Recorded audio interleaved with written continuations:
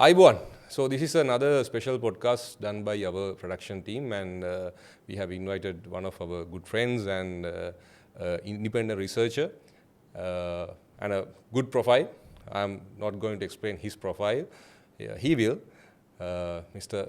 Nilesh Ok from India. Aibuan. Aibuan. आप कैसे हो? Very good. Thank you. So that Hindi word. Namaskar. Namaskar. Namaskar.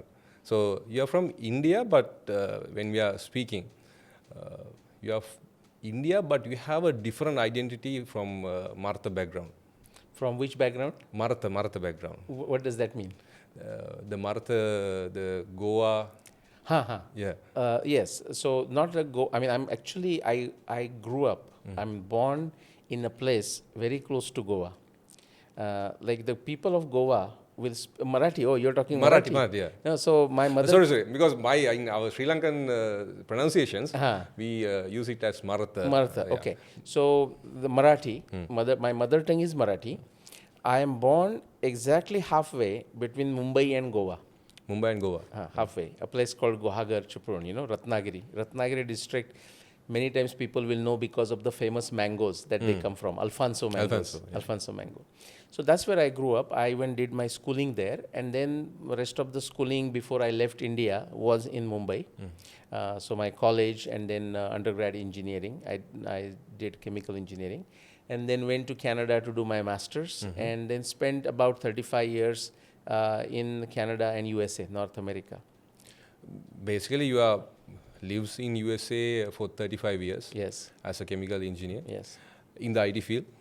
Right? Not in the IT field. I worked for General Electric for a long time, and then I did a consulting work for 10 years. So many different companies like Coca-Cola, everyone would know, or Delta Airlines, Home Depot, many financial companies, pharmaceutical companies, and so on.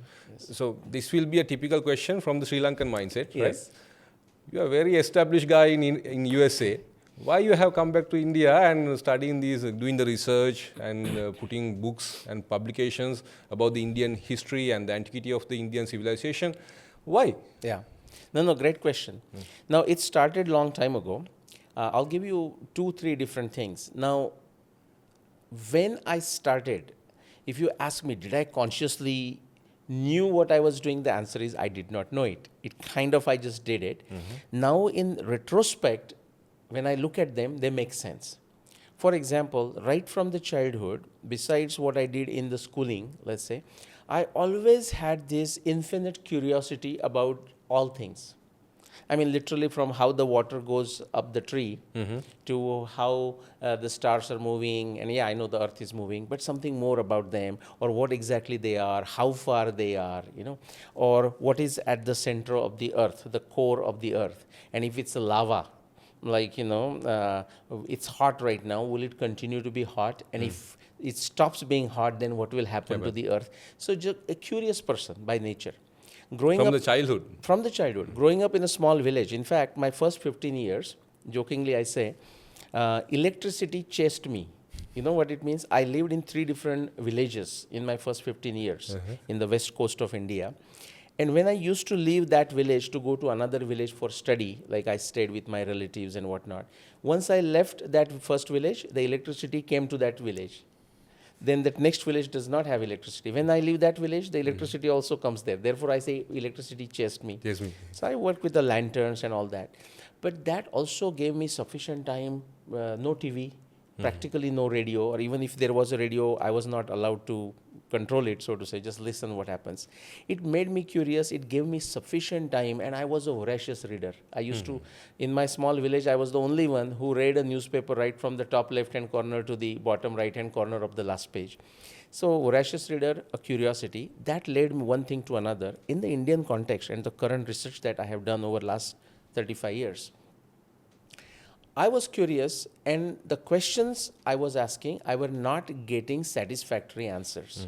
And it's not just when Ramayana happened, when Mahabharata happened, but even simple questions like how old is the Indian civilization? Yeah, I mean the Indian subcontinent. How old is it?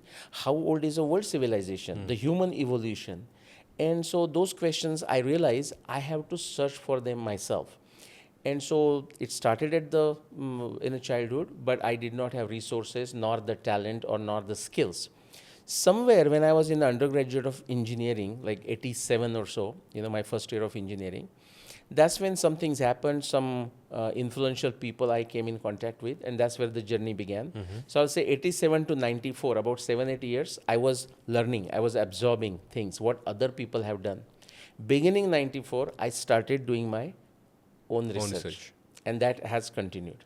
So basically now when you are established in USA, Yes, after doing your degree and going to masters for Canada, and normally a person, Indian subcontinent, including Sri Lanka, so normally our typical mindset will be you have to establish in that country, USA or Europe likewise, right. and West influentials, Yes. otherwise the West civilization is the biggest and the much more advanced civilization in this modern history. Yeah.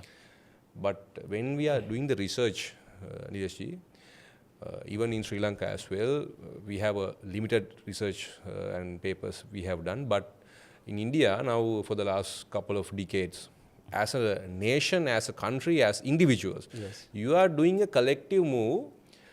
That's why I came to this Marathi discussion as well, because I see, because I came from Kandy. Yeah. Kandy was the last kingdom in Sri Lanka. As well as in India, the Maratha kingdom was the kingdom, the empires. The Chhatrapati Shivaji, Shivaji Maharaj, and likewise, which was continued by Peshwas to a great height. And those are the dynasty who defeated Mughals, and until the British comes, you are fighting. Yes. So still now I find these kind of people and groups in India who are against this British made or the colonial ideologies. Yeah.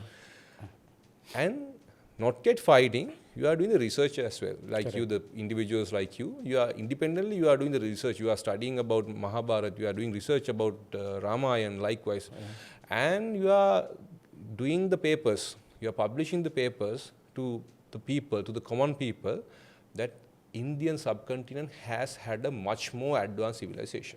Correct. Right? Correct. You came to Sri Lanka for a speech yesterday. Yeah. That also was the human civilization, Yes. about the history of the human civilization. Yes. Now, when it comes to your subject, you are a person who is established in USA back then, Yes. doing project management, consultation for Yes. the top tier companies in the world. Yeah. G was number one. When I was there, I started in 95. It was number one in America. It was number one in the world. And it continued for next 7-8 years. Yeah. So what it makes, not only for you, as a country, I see a lot of people in India, the people who are outside India as well, they are as Indian diaspora, they are also doing the research by their own. They have this nationalistic move. Yes. Why it makes your people to dig into this history and doing the research? Great question. Because, see, this is called Purva Paksha. Purva Paksha is understanding the other side. In fact, Purva Paksha, suppose like British had colonized India, right? So now, first understanding what, from a British point of view, what they did in India. Okay, and see, this is even from British point of view, not the Indian point of view. When you start reading that, actually you understand that British are not hiding. They just had a very clear idea how to divide and conquer India. How to make Indians feel inferior about themselves. And that's where the history, my research comes in. For example, George Orwell, have you heard the name? He was a British guy, born in India, by the way, but British fellow, and wonderful writer. Like, he has many books, we'll not go into that. But he says, now he was not necessarily the one constituted that, but he says, if you want to take a certain civilization, certain people of certain country, and make them slaves, do you know all we have to do? You have to destroy their own understanding of their own history. To the extent they don't even think they have a history. Now you tell me what is the situation in Sri Lanka. But India is also, now it's changing. of the people like me, people like Raju Malhotra, amazing individual. Again, he lived in, or he still lives in America just like me, but is doing amazing thing. In India, there are amazing intellectuals right now doing great work. And not just now, they were there through the times, but sometimes they didn't have enough, the symbiotic system to support them. Now actually it is there. So to answer your question, George Orwell says, if you want to make somebody a slave nation, slave country, slave tribe, destroy their own understanding of a history. And just for yourself, if you think, oh, why bother about history? If you don't know your history, you are like a leaf of a tree, but that leaf doesn't know which tree it came from.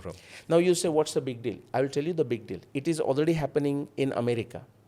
It is happening in Europe. The Europeans don't have their own sense of history.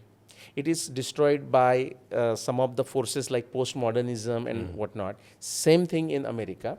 And therefore, now take this as a prediction. One of my good friend did it. So actually it's her prediction. I'm just claiming it. I agreed with her when she told me the logic. We'll not go into the logic. You will see in places like America or even India or world, the suicides without any reason will actually go up. Because people are not connecting to their roots. On the other hand, if you connect to your roots, if you take a justified pride into your civilization, into the antiquity of your own civilization, magic happens, innovation happens, and you have a pride, a right kind of pride, and actually the country prospers.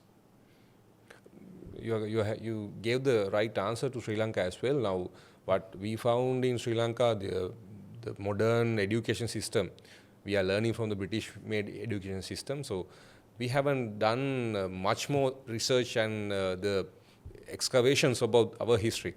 So I think what Sri Lanka doesn't have, by your country's perspective, the practice what we see by the Indians. So we are not connected with our roots, Sri Lankans. We have some kind of a discussion, we have a small kind of a dialogue, but we have the mentality that the West is the best, right? Right. When it comes to Sri Lanka, we have a discussion and you came up with some kind of a data, some information about Sri Lankan history, about Sri Lanka, to make Sri Lankan pride about themselves. Let's talk about it. Yeah. So I want to start with the agriculture marvelous, where Sri Lanka have become the first ever, the historical place to do agriculture. Yes. As a place. Yeah. Let's put it in a pragmatic and authentic fashion. We don't know whether Sri Lanka is the first or the oldest place where agriculture began. But what we do know is this. Across the whole world, entire globe, based on the current available research, the oldest evidence of agriculture, and by agriculture I mean harvesting, storage, processing of grains, processing of fruits, means drying sometime, processing, cooking, meaning use of fire and everything. The oldest evidence in the whole world is Sri Lanka. This goes back to, I think the researcher's name is Ratna Tilake and Chris Hunt. I forgot the paper, maybe about 20 years old, 15 years old, something like this. A wonderful paper. This is, how do you say it? Fahian shelters, right? That evidence goes back to 45,000 years. Okay, and this is very fascinating because, see, now this is Sri Lanka's contribution to India. Like in terms of, because if you go back 45,000 years, actually there is no ocean between Sri Lanka and India. So it's a whole big Indian subcontinent, you can say. And so if there is a agriculture or harvesting and storage in Sri Lanka, you can easily extrapolate and say it must have existed in India too. And vice versa. If you go back 75,000 years in India, in the state of Andhra Pradesh, place called Jwalapuram, okay, you see, if you dig down, you see soil layers, then ash layer, and above again a soil layers. Ash layer. In between ash, soil, ash, and soil. If you date that ash layer, it goes back to 75,000 years. Now, say some volcanic eruption might have happened. Do you know where that volcanic eruption happened? It happened in Sumatra in Indonesia. And it is the biggest volcanic eruption of last 500,000 years, or maybe even longer, 50,000 years or some 50 lakhs a year, whatever. The point is the biggest one in the known memory or whatever. And all the ash came towards Indian subcontinent. So Sri Lanka must have been wiped out at that point too. The important point is 45,000 years ago, you have evidence of it, which means people survived. Yeah. Not only they survived, they thrived. Yeah. So when people of the local region know that your ancestors did that kind of marvel, you gain that confidence. I can come out of a crisis. And I can do something. And that is important for Indians, that is important for this. Quickly, I'll go two more. Now, if you're doing agriculture, even a wild harvesting, even if you are not sowing the seeds, because if lots of stuff is available, let's say banana plantation, now you're planting them, but suppose naturally they are available, why bother planting? Just pluck the bananas, that's perfectly fine. Coconut trees are growing on their own, you just pluck the coconuts, that's perfectly okay. If you don't need to plant, but you might have planted it. The point is, if you're doing a good agriculture, if it's happening, you should know still when to harvest, which means you need to know calendars.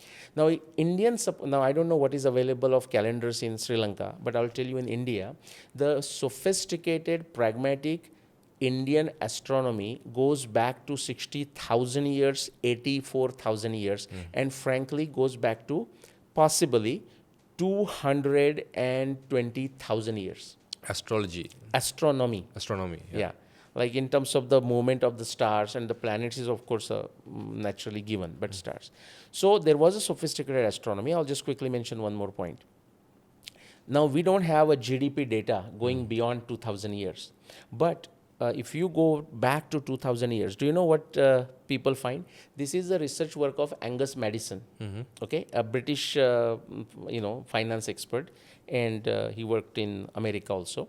And World Bank, or equivalent to World Bank organization, commissioned him to study, if you go back in the past, what do you find about the different countries and their prosperity? Because when it was commissioned, like the last 30 years or so, it's like America is the best, United States is the best, and then England and France and Germany and so on, right?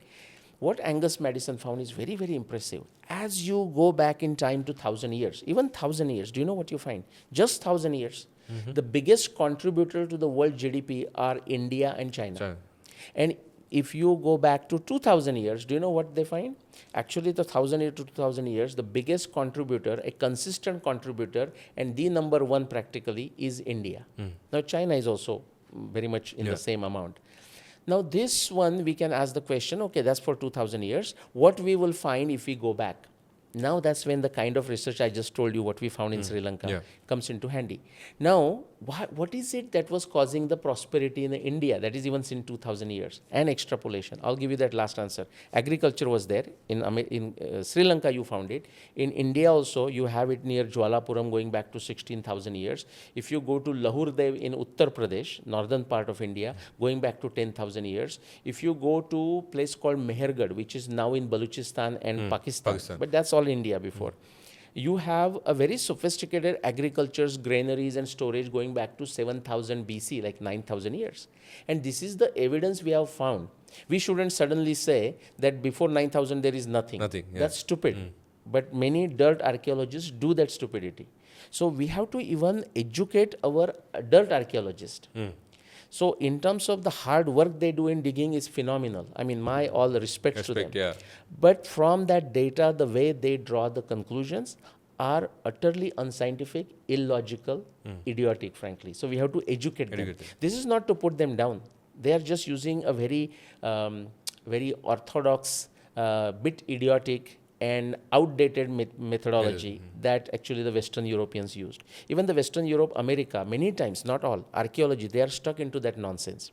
There are better archaeologists in the Western world. They are coming and they're Gobekli Tepe, and they're talking of North American civilization going back to 22,000 years, but it's not mainstream. The last thing I want to mention. Just north of Sri Lanka, you know what state of India is, Tamil Nadu. In a place called Pumpuhar, again further north, south of Chennai, Professor Ramaswamy, he did the research in that area where Kaveri meets Bay of Bengal. And the sophisticated evidence of navigation and also ports, that goes back to 20,000 plus years. Now, this is the evidence that is found. And the evidence before that gets destroyed because the sea levels were going down. The land was Land there. was there. So, what happens? When the land becomes available, people start using that land.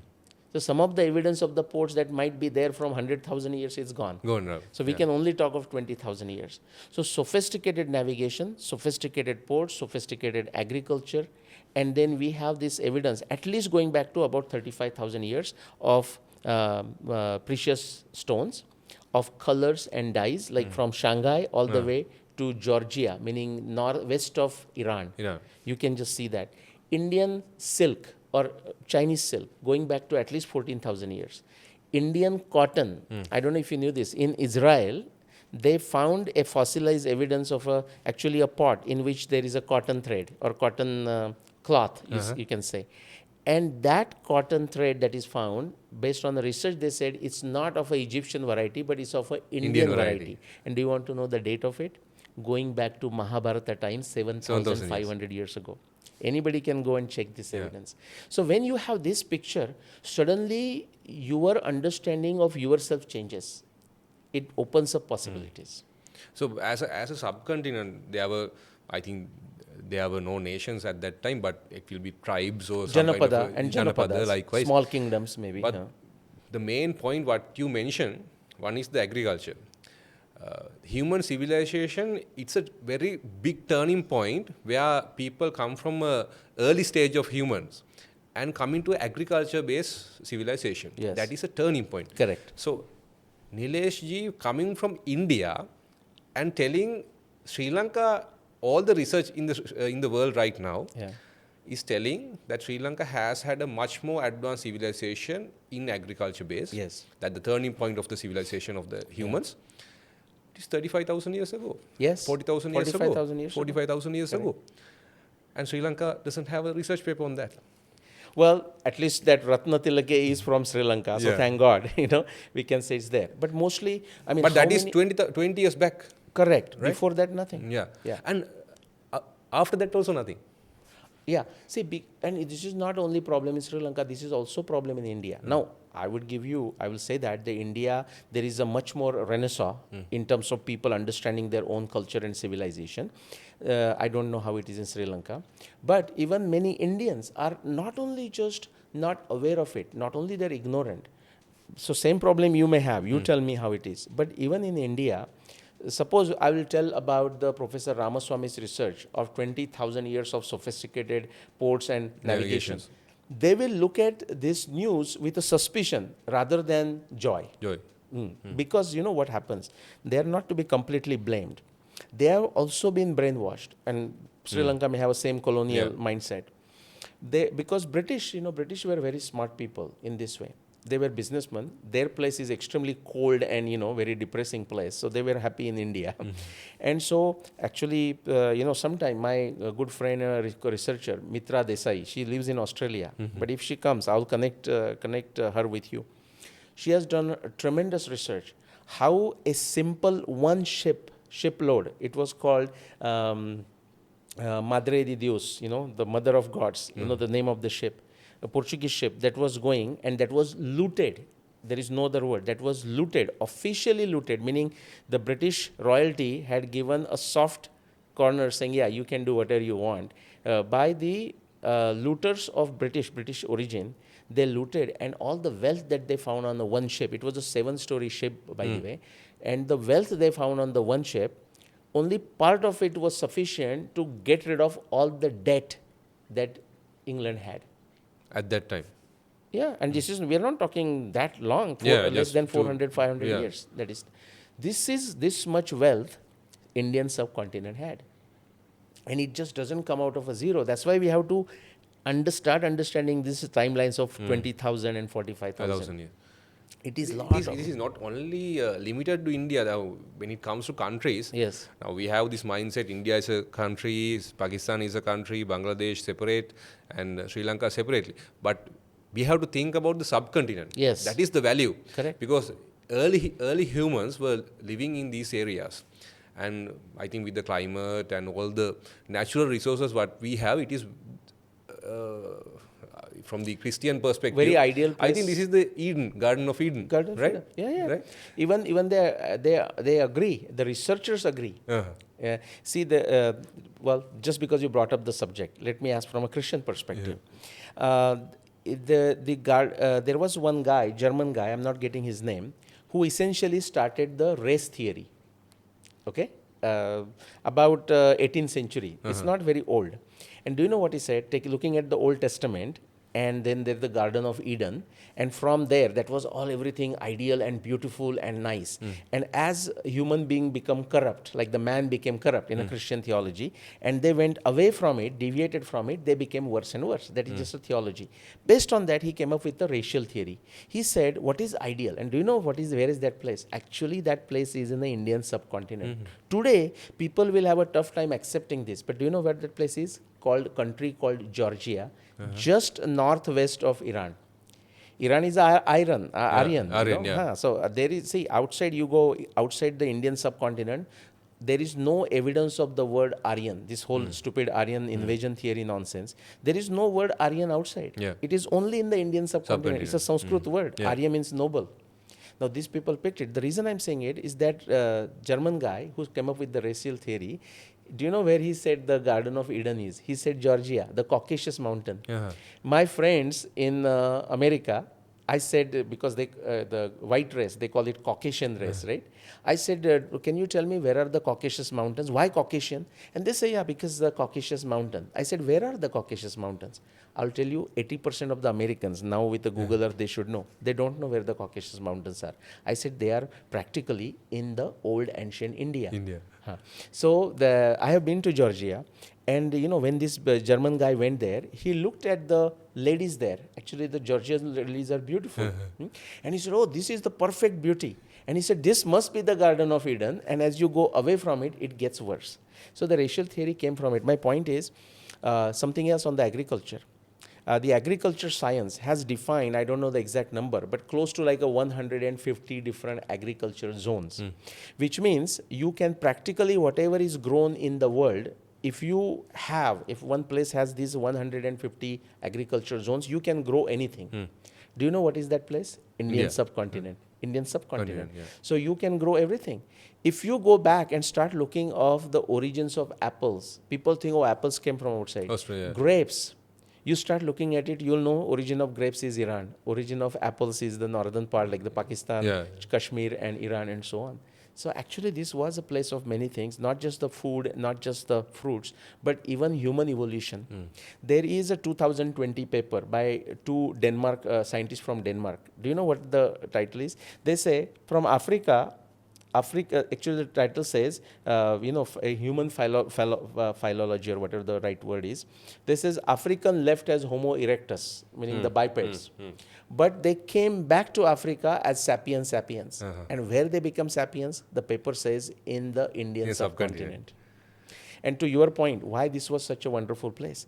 Because 50 million years ago, that Indian subcontinent came and hit against the Asia. The Himalaya was formed. So it gave that protective covering from the extreme weather from the north, and then you are covered by the ocean, so you can actually have the fishing and everything. That was the cause.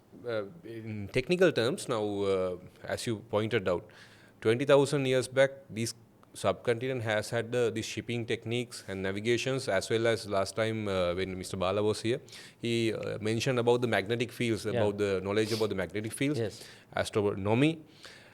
So ancient civilization in this subcontinent were full of knowledge. That knowledge we can find out in the epic stories like Ramayana and Mahabharata. Correct. Now there's a dialogue going on in the world that Ramayana and Mahabharata is not the actual scenarios or actual incidents. But my point, when it comes to the persons like Valmiki and the Vasa in Mahabharata, so the imagination of these writers, it should be marvelous. You can imagine a story like Bahubali if you have had such kind of data among you. You have to have data among yourself. That means the society has, now we have AI, now we have data centers and all. But earlier at that time, with that technology, people have had in this subcontinent have had such kind of a data information about them, about the world, the actual world. Yeah. So not only the agriculture in Sri Lanka, now recently when it comes to this land connectivity in India and Sri Lanka, we found out some river channels in between. Tamraparni. Yes. Your stage is yours. Well, again, see that 14,000 years now. But let me respond something to what you said. The world kind of believes. Okay, the belief is what? A blind faith. See, Shraddha, the Sanskrit word is Shraddha, meaning the faith, the trust, a conviction. But your conviction can be wrong. What people don't realize in the Indian context or even world context, I would say the word Shraddha means like a belief or faith. And people say Shraddha is blind. I say, yeah, it is true. But what people forget is ashraddha, meaning you don't believe in that thing, but the very fact you don't believe in it, that itself is a belief. Okay, so people outside say, oh, the Ramayana Mahabharata did not happen. That is also a belief. Yeah. Because if somebody starts looking for the truth, and that's how I'm looking for the proof, that's how I started in 1994. There is much more proof about the existence of Ramayana and Mahabharata than the non-existence of Ramayana and Mahabharata. Okay, to the extent, like, now what was this? This was a conspiracy again.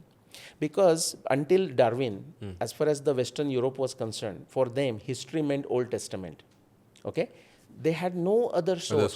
That was not the case in the Indian subcontinent. The Ramayana Mahabharata, but even before that, the Vedas, they provided a tremendous source. Now, Veda wasn't written in the fashion Ramayana Mahabharatas are written, because these are the epics and history. Veda was written as it appears to us, it's not random, it appears to us as if like a random what you call a together of a knowledge. Now this could be like this. Suppose you take a piece of paper and write down all the formulas of physics, like F equal to ma and E equal to mc square.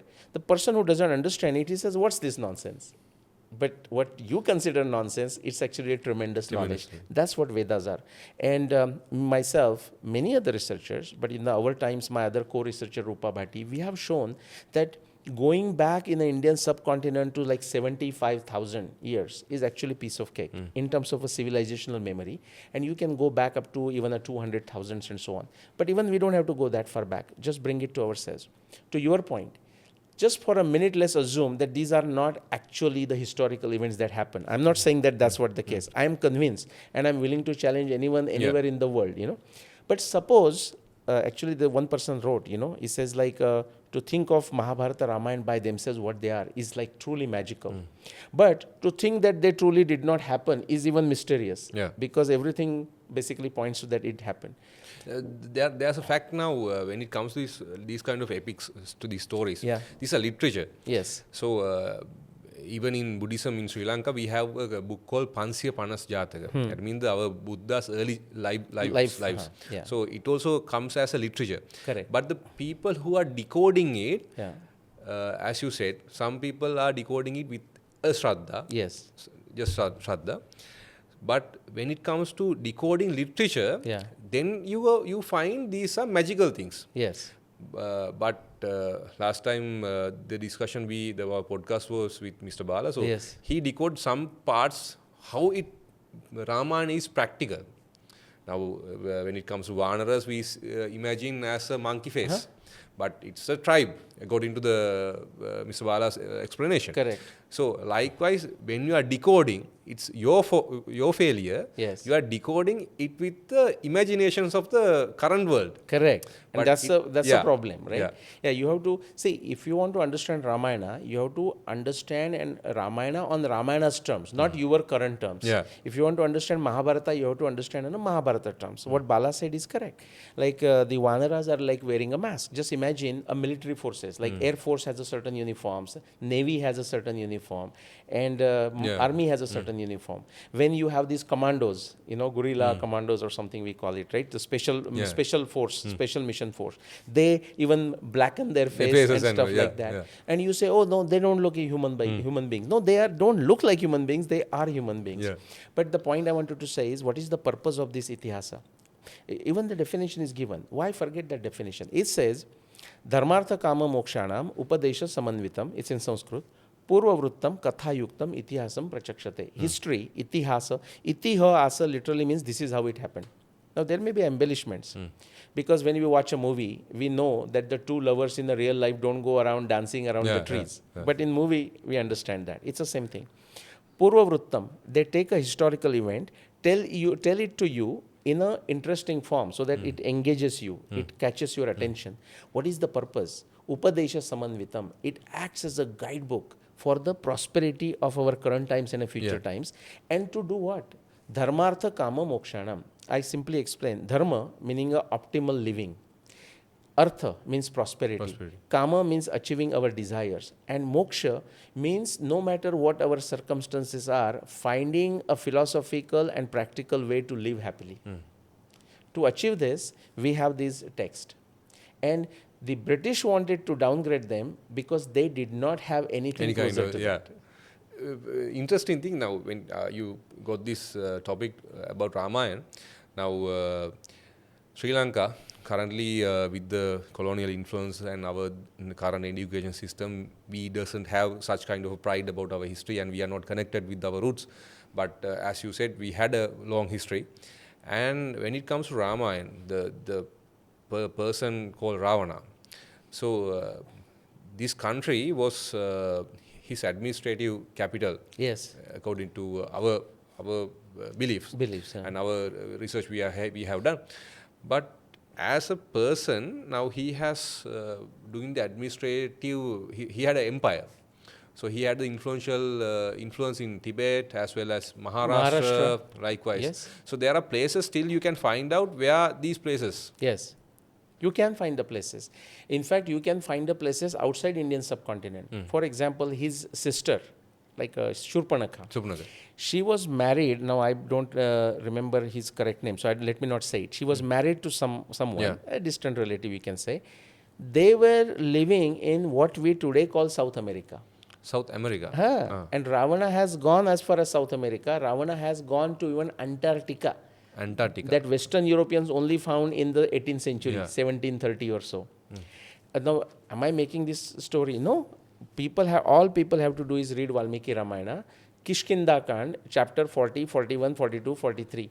Sugriva, the Vanara king, when they are searching for Sita, he divides the Vanara parties, search parties, small parties, into 4 different groups and sends them in 4 different directions, east, west, north, south. Essentially, what Sugriva gives them as a direction where to go, what Sugriva tells them, if we take that knowledge and plot it against the today's world map, do you know what it is? Sugriva essentially tells them, now actually Vanaras don't go that far, but Sugriva shows them the maps, essentially explains them, which is like the South America's Andes mountain, all the way to Europe's Alps mountain, and all the way Arctic Sea to Antarctica, including Antarctica.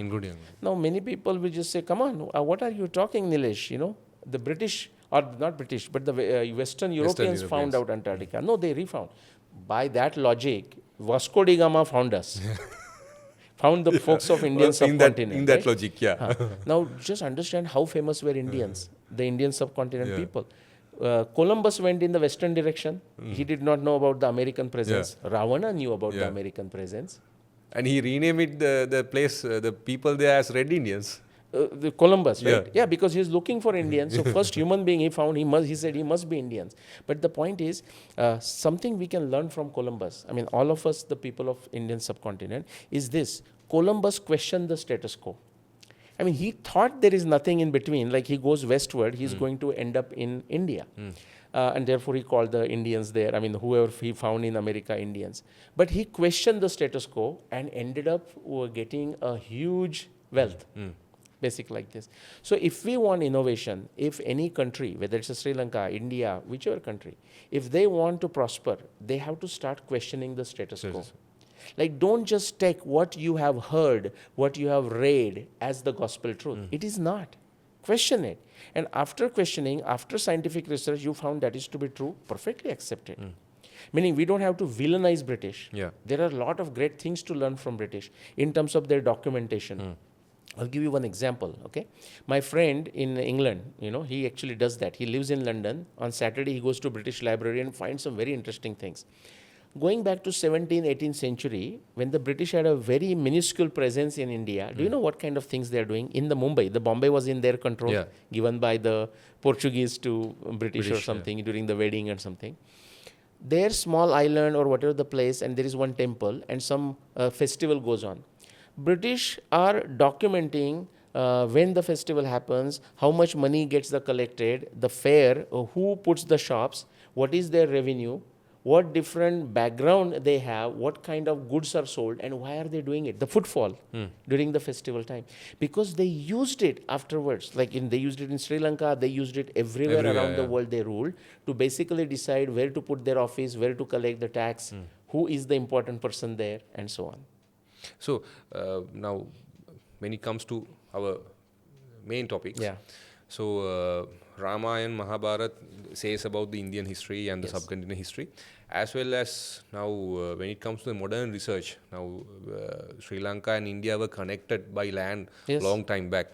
Now, as we can come into a conclusion that Sri Lanka, we believe and we are educated, actually, not believe, we are educated by the system, current system, that Sri Lanka only having a civilization on a history about 2,500 years when King Vijaya comes here. And King Vijaya comes here and he renamed Sri Lanka, the ancient Lanka, as Tambapanni. So that was the ancient name given to Sri Lanka by King Vijaya, as the education system says currently in Sri Lanka.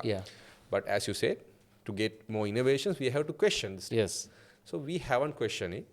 But recently we found out there are some river channels and the India and Sri Lanka were connected. As well as there is a nice research came in place as the Indus Valley civilization in the west northern part of India. Currently Pakistan and India, that place.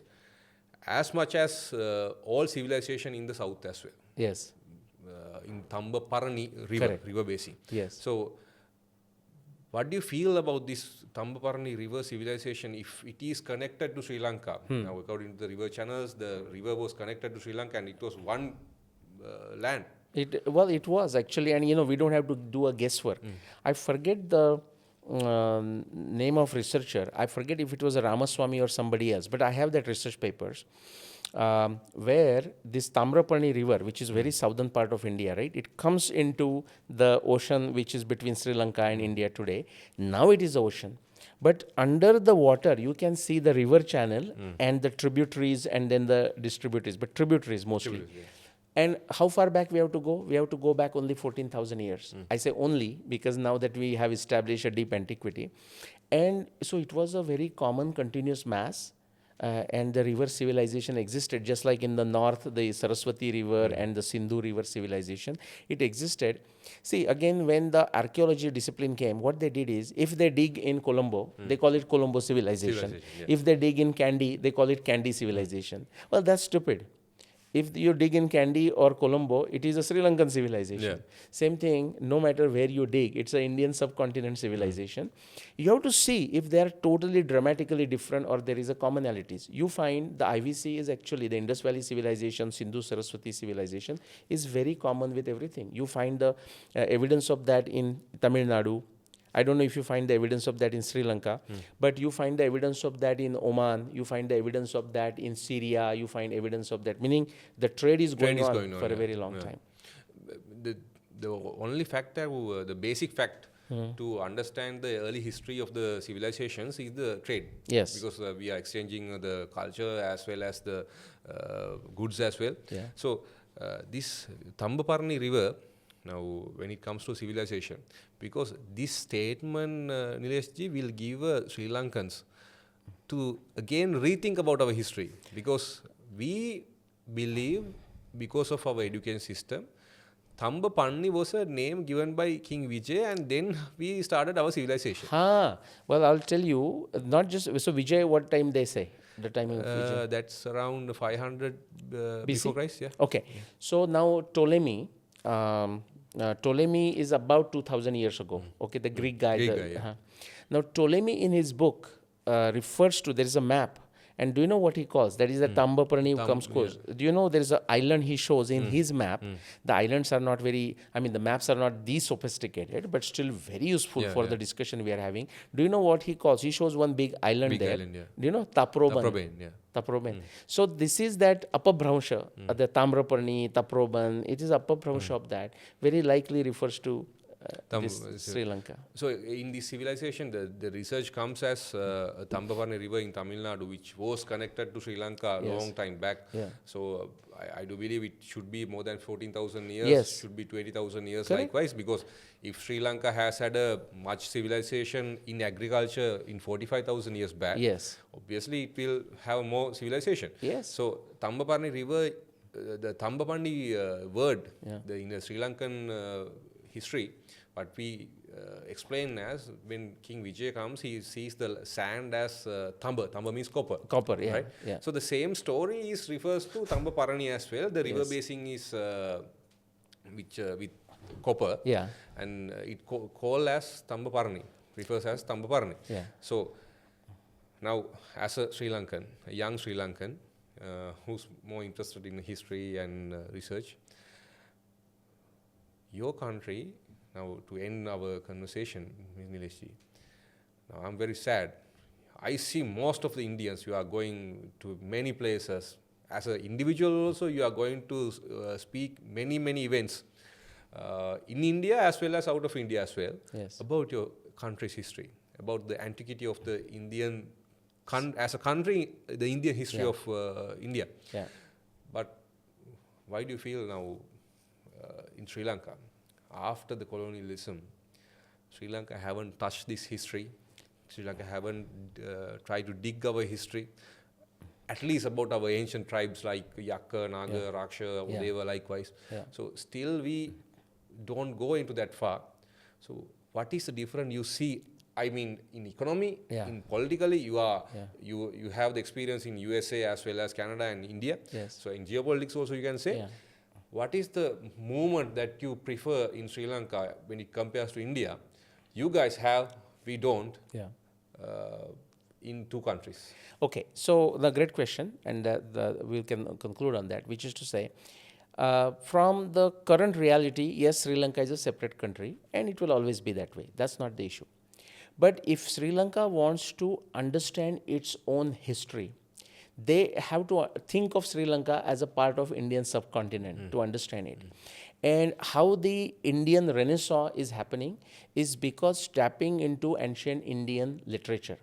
And you know, here we did not talk of philosophy, the amazing thing that has happened in Indian philosophy, when we will leave it that for another time.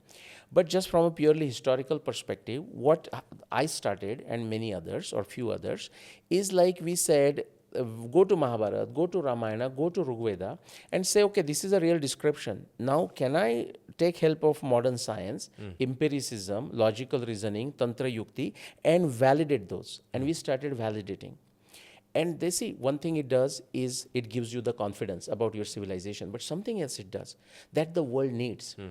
And I want to make one more point. So now suppose we see very deep antiquity in Sri Lanka, but people even listening to us, they will say, yeah, that's fine, but it's like living in a stone shelter or something, rock shelter. What's the big deal? They should watch a documentary called Zoe Tribe in Amazon. They only came in contact with modern human beings only about like 50, 60 years ago. Okay, not more than that, 1982, whatever that time is. But before that, without coming in contact with all the modern amenities, if you look at their living with just using everything that's available in nature, they were living extremely sophisticated. Like they were making it Volkala, which comes in Ramayana, like making cloth-like things from the bark of the wood and bark of the tree, using natural things like pumpkins for storage of waters, making huts, and all the wonderful things. Cutting trees with the tooth of a rabbit or a rat and just putting it to the axe-like thing and just doing this thing. So the reason I'm saying it is just because you find people living in rock shelters or only using stone tools does not mean they were backwards. This is another stupidity that is a gift of colonial education. That people living an extremely sophisticated life, and that's not to deny the modern instruments, like all the technology. That's fascinating. That is fine. But it's not like suddenly you just go before industrial revolution and people were backward. Actually, people were making great strides in terms of navigation, in terms of philosophy. They were having a very happy life. You want to understand. So to answer your question, possibly if Sri Lanka wants to do that kind of research, they have to tap into the literature of Indian subcontinent. So Buddhism is a very vibrant thing here, or existing, if not vibrant. They have to tap into, say, just starting with the Buddhist text, like Dhammapad. I have studied Dhammapad, It's very fascinating. And what is Buddhism? The way I understand, my wife understands, Ashwini says, so what is Buddhism? And that is true for all other sampradaya in India. Buddhism is what Buddha understood of Hinduism or a Sanatan is Buddhism. Jainism you have heard, right? Vardhaman Mahavir, what he understood of Sanatan or Hinduism is a Jainism. In modern times, we have a person like Sadguru Jaggi Vasudev or Sri Ravi Shankar. What their understanding of Sanatan, their understanding for today's time, it becomes a Isha Foundation. It becomes a whatever, the Art of Living Foundation. It's not any different when we look at Buddhism, Jainism, Sikhism, and so on. So that's the path. The religions, the ideology, I think we have to do a separate we will do it discussion, podcast, because I'm also very fascinating because now when it comes to this Indian civilization, Indian subcontinent civilization, our Lord Buddha, historically it's the name Siddhartha, Prince Siddhartha. Yes. He was living in that society, the Indian society, and Indian subcontinent, the civilization has had such advanced practice, knowledge. Yes. So he decoded some kind of a knowledge about that. So, as you said, we can say it's all come from the same origin. Origin. But the practice of the different tribes, different people, so culture mix, and now we have different kind of narrations into it. Yes. But we have to understand one thing: we all have, as a subcontinent, individuals of subcontinent, this Indian subcontinent, we had much more roots than others. Absolutely. Right? Yeah. We have a history. So Sri Lankans, India is doing a great job right now, digging into their history and exploring it, going back to their roots. Why Sri Lanka? We haven't done it. So after our podcast, our main objective is to dig into our history and to push our people, push our youngsters especially, dig into our history, explore it. Not only just read it and pass the exam, just believe it.